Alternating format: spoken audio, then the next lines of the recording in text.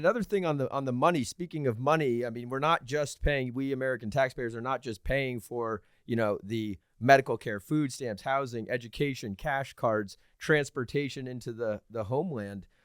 We're also funding, and I just learned this the other day, an enormous amount to these NGOs who are facilitating the process. I mean, $5.2 billion to NGOs since 2003 for facilitating the migrants moving. And I guess they're operating both here in the U.S. once the migrants get here, moving them from Texas to other states. But I guess they're also operating in other countries along this route, the way up from all the way down from South America up through Mexico and into the U.S. We'll use the one stat that I think you dug up. So Catholic Charities of Fort Worth has $755 million since 2017. I mean, that's just an example of an NGO that's getting money to help facilitate the processing of immigrants in this country. Yeah, they're getting very well paid. The executives at these NGOs, and they're getting huge amounts of taxpayer assistance to facilitate this. Now, I guess they think they're being charitable. I'm also kind of wondering where does the NGO work start or the cartel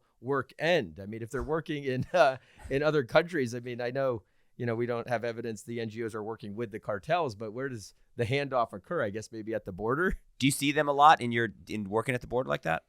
Oh yeah, absolutely. So look, I'll come on and talk to you guys anytime. You're well informed.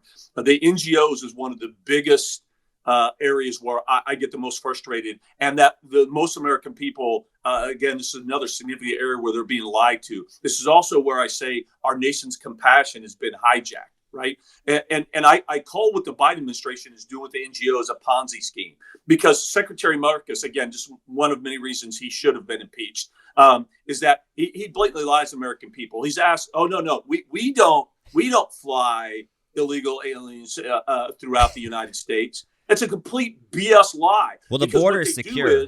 The border is totally secure, per Mr. Mayorkas. Yeah, so, exactly. Yeah. But what DHS does do under the authority of Secretary Mayorkas is he funnels, as you said, billions of U.S. taxpayer dollars to NGOs for NGOs then to facilitate their transportation of illegal aliens throughout the United States.